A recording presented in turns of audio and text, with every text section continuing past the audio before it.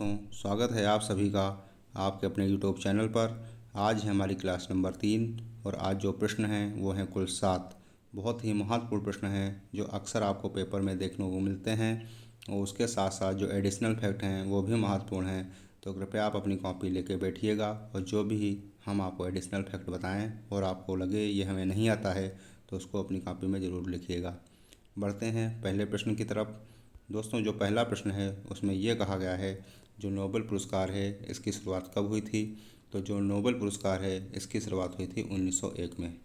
जानते हैं कुछ नोबेल पुरस्कार के बारे में। जो नोबेल पुरस्कार है ये स्वीडन के एक वैज्ञानिक थे जिनका नाम था अल्फ्रेड नोबेल।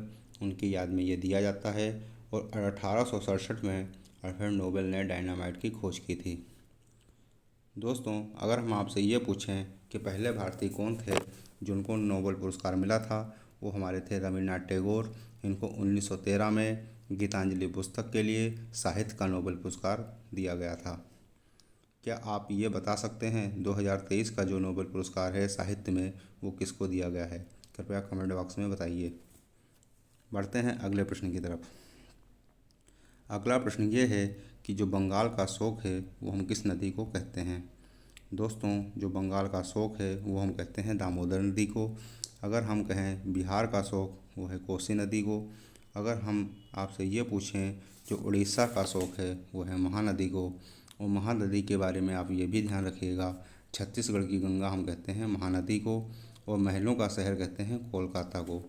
तो बढ़ते हैं अगले प्रश्न की तरफ। अगला प्रश्न बहुत ही महत्वपूर्ण प्रश्न है। इसमें आपसे ये पूछा गया है जो स्टैचू ऑफ यूनिटी है ये कहाँ है?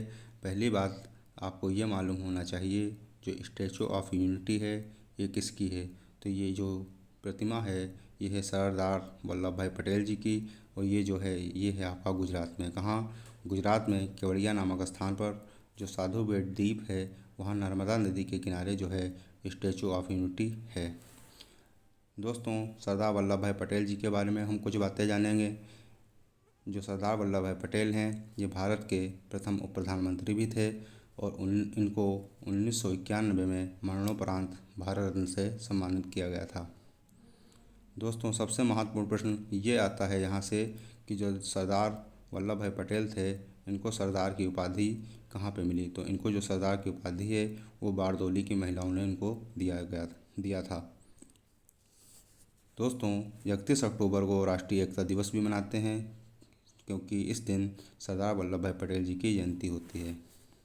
बढ़ते हैं अगले प्रश्न की तरफ। अगला प्रश्न ये है कि अभी हाल ही में बाउंस ऑफ जॉय कार्यक्रम किस राज्य ने शुरू किया? दोस्तों, ये करंट से आपका एक प्रश्न है। पूछा गया है बाउंस ऑफ जॉय कार्यक्रम किस राज्य ने शुरू किया। तो इसका जो राइट आंसर हो जाएगा बाउंस ऑफ जॉय कार्यक्रम शुरू किया है झारखंड ने। दोस्तों, इसका उद्देश्य ये है कि वहाँ के जो स्कूल के बच्चे हैं उनमें खेल को बढ़ावा देना है, मतलब खेल के प्रति जागरूकता लाना है। बात करते हैं राजस्थान की। जो राजस्थान की राजधानी है वो हमारी है जयपुर और यहाँ के जो नए मुख्यमंत्री अभी बने हैं वो हैं भजनलाल शर्मा और यहाँ के जो गवर्नर हैं वो हैं कलराज मिश्र। अगर बात करें मध्य प्रदेश की राजधानी भोपाल, मुख्यमंत्री मोहन यादव और गवर्नर हैं मंगू भाई छंगन भाई पटेल।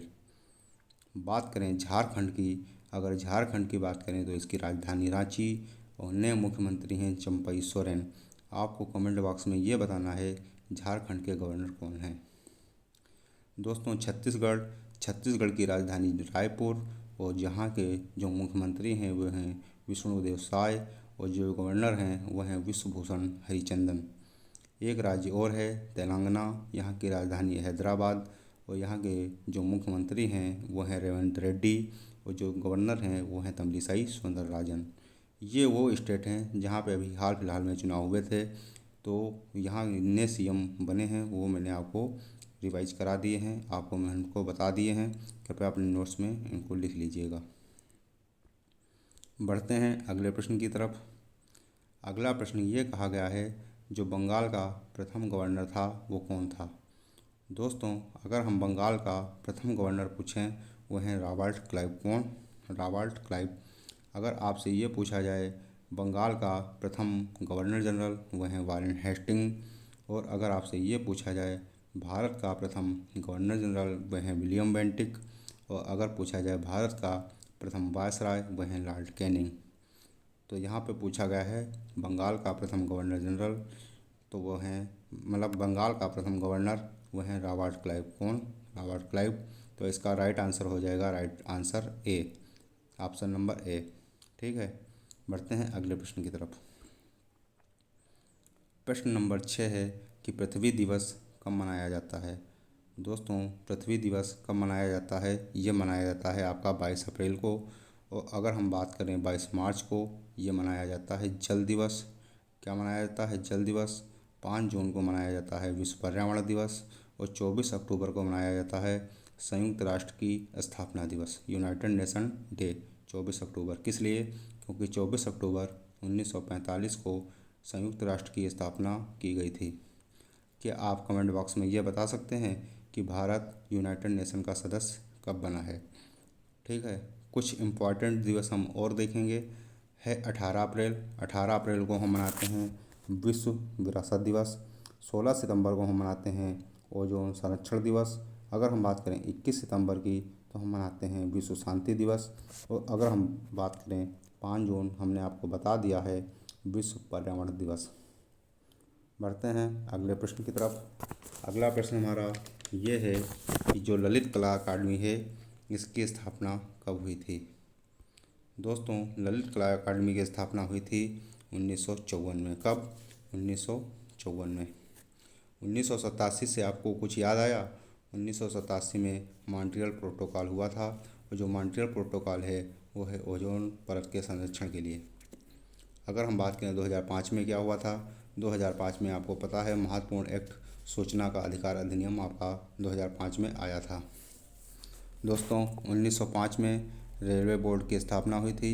आपसे प्रश्न हमारा ये है, वर्तमान में रेलवे जो बोर्ड है उसके चेयरमैन कौन हैं? कृपया कमेंट बॉक्स में बताइएगा। तो आज का हमारा ओवरऑल ये मिला के वीडियो कैसा आपको लगा, कृपया कमेंट बॉक्स में बताइए। तब तक के लिए जय हिंद, जय भारत, नमस्कार। मिलते हैं अगले वीडियो में।